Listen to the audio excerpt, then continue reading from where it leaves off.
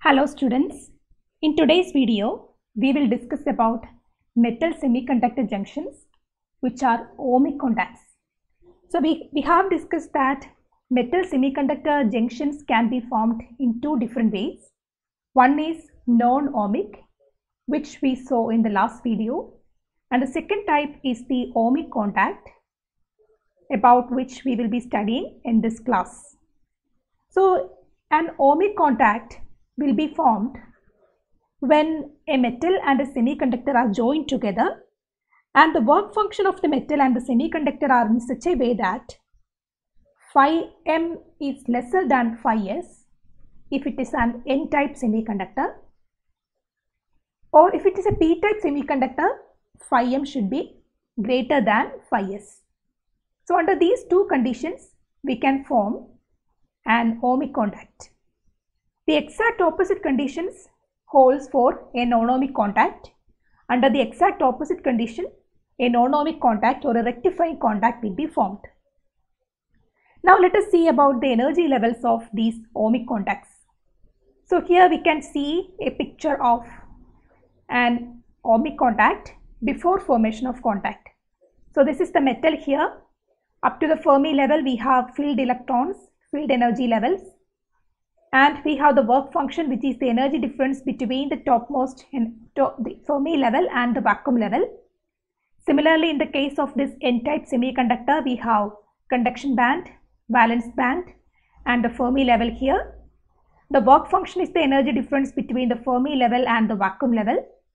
So phi s is actually phi I plus phi E. So these concepts were discussed in the last video as well. Please revise that.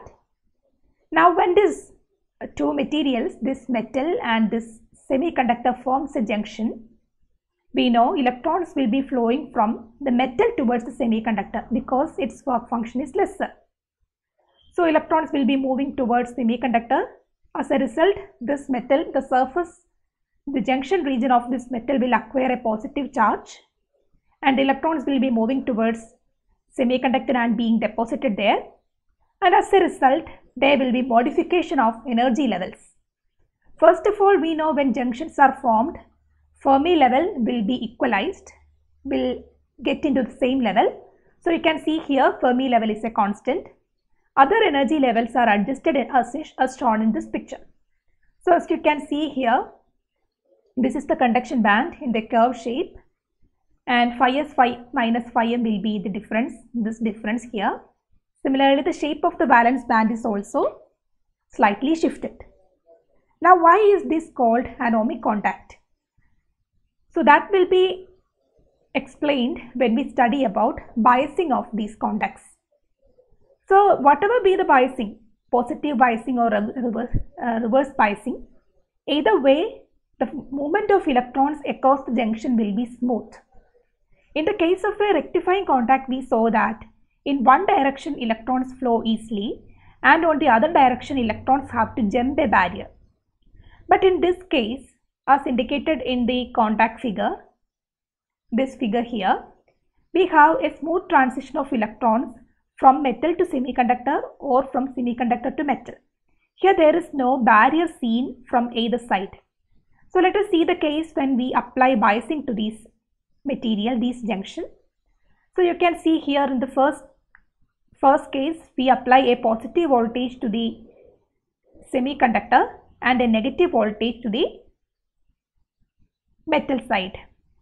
So as indicated in this figure, the shape of the conduction band and the valence band will be shifted like this.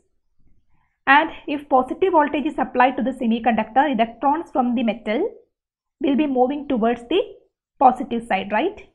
There will be motion of electrons in this direction. So in that case, since the energy levels overlap here, motion of the electron across the junction will be smooth. There is not any specific kind of barrier seen from the metal to semiconductor side for electrons to move. So as we can see here, if we apply this kind of potential positive voltage to the semiconductor, the electron motion will be somewhat smooth. So if we apply the opposite potential, that is, if we apply the positive voltage to the metal side and the negative voltage to the semiconductor side, even then the electron motion will be along this direction. And here as well, since this energy bands are somewhat overlapped, electrons do not have to face any potential barrier, while they are moving. So that means that electron movement across the junction in both directions are smooth, which is the property of a metal, right? Or any other ohmic materials, we know they allow electron motion along both the direction, and the current is proportional to voltage. So that is actually holding here as well. The voltage and the current are proportional to each other in this case in both directions. While in the case of rectifying contact, we saw that current is actually proportional to exponential voltage in the positive forward biasing, and the current is actually a saturation current while in reverse biasing. That is the case of non-ohmic rectifying contacts. But here we see a smooth transition of electrons across the junction under both biasing. So that is why this is called ohmic contact. I hope this concept is clear for you. This is the second type of metal semiconductor junction. I hope the basics are clear for you. Thank you.